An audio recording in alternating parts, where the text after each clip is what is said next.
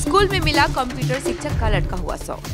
कल स्कूल बंद था और आज गुरुवार को साहूडंकी हाट स्थित मंतागनी शिशु निकेतन जब स्कूल खुला तो स्कूल के अंदर कंप्यूटर शिक्षक अभिजीत नाथ का लटकता हुआ शव देखकर हंगामा मच गया। Every drop of water counts. SBM Gold's water tank is the most sustainable and durable water storage solution available. Our hashtag असली commitment. सूचना मिलते ही मंतागनी शिशु निकेतन के प्रमुख संजीव कुमार दास तुरंत स्कूल पहुंचे और आसीगढ़ पुलिस चौकी की पुलिस को सूचना दी।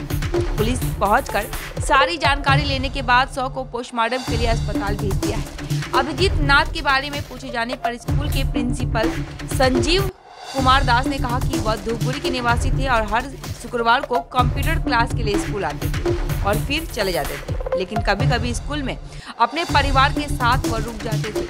संजीव कुमार दास ने यह भी कहा कि वह किसी कारणवश सिलीगुड़ी आए थे क्योंकि कल स्कूल बंद था तो वह रहने के लिए उनसे स्कूल की चाबी ले आए थे और आज यह घटना स्कूल खुलते ही सामने देखने को मिली। उसके पास एक सुसाइड नोट भी मिला है, यह पुलिस को दे दी गई है। पुलिस ने कई बार उनके परिवार से संपर्क करने की कोशिश की है, लेकिन उनसे फोन पर अभी तक संपर्क नहीं हो सका है।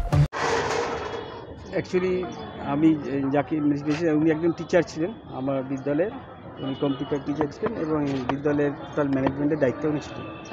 তা গতকালকে যদি স্কুল বন্ধ ছিল তো স্কুলে আমাদের কেয়ারটেকার যে আছে ওনার কাছে চাবি নিয়ে স্কুলে উনি থাকেন এবং একটা পার্সোনাল চাবি ছিল, সেই চাবিটা উনি নিয়ে স্কুলে থাকেন। স্কুলে উনি প্রতি শুক্রবার আসেন, শুক্রবার এসে কম্পিউটার শেখানো হয় এবং শনিবার দিনও কম্পিউটার শিখে টোটাল ম্যানেজমেন্টে কমপ্লিট করে উনি ধূপগুড়ি চলে যান। ধূপগুড়ি থেকে প্রতি শুক্রবারই আসতেন, শুক্র শনি উনি থাকতেন।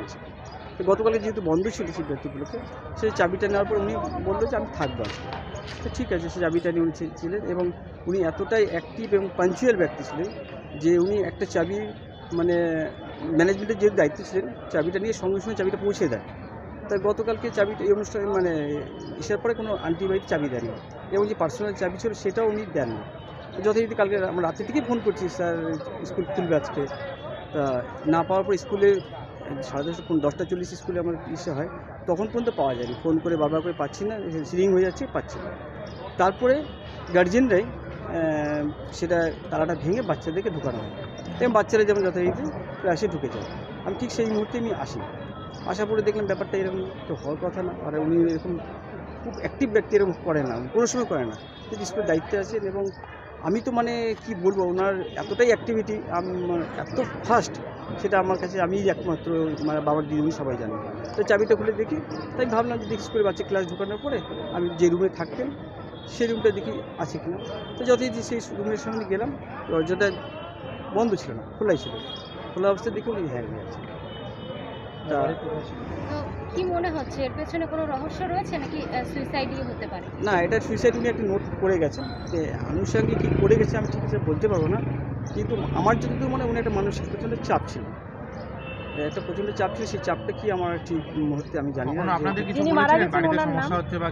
না, এরকম কোনো টাকা পয়সার সমস্যা না, এরকম লাস্ট 2-3 দিনে কোনো বিহেভিয়ারে চেঞ্জেস না। ওনার একটা মানে শরীরের মধ্যে মানে একটা খুব অস্থিরতা ছিল, খুব চিন্তিত ছিল, সেটা মানসিকভাবে এখন কি এটা হলো ঠিক আছে। ওনার নাম হচ্ছে অভিজিৎ নাথ। আর কোন বিষয়ে শিক্ষকতা? উনি কম্পিউটার টিচার ছিলেন। বাড়ি কোথায় ছিল না? উনি ধূপগুড়ি মাস্টারপাড়া। প্রতি শুক্রবার আসতেন, প্রতি শুক্রবার এসে শুধু ক্লাস করাতেন। হ্যাঁ, শুক্রবার এসে কম্পিউটার উনি শেখাতেন এবং শনিবারও কম্পিউটার শিখে টোটাল ম্যানেজমেন্টের সপ্তাহের যে ওই ছুটি যা যেটা কর্তব্য সম্পূর্ণ উনি করে তারপর উনি চলে যেতেন। স্কুলটা কোথায়? স্কুলটি জলেশ্বরী বাজার হাতিয়াপাড়া। কি নাম স্কুলের? মাতঙ্গিনী শিশু নিকেতন। তো ওনার পরিবারের সঙ্গে যোগাযোগ করা? আমি পরিবারের সাথে সকাল থেকেই চেষ্টা করছি, কিন্তু ওনার ফোনের মিসেসের সুইচটা অফ করেছে। মিসেসের ফোনটা সুইচ অফ করছে সকাল থেকে, মানে সকাল থেকে যখন চেষ্টা করছি সুইচ অফ বলছে। না, এরকম তো পরিবারে আর কেউ নেই, আর জিনিস নেই, ওনার সাথেই আমার জিনিস, কিন্তু ওনার আর কাউকে পাইনি। কিন্তু কি মনে হচ্ছে একদিকে স্বামীর ঝুলন্ত দেহ উদ্ধার, অন্যদিকে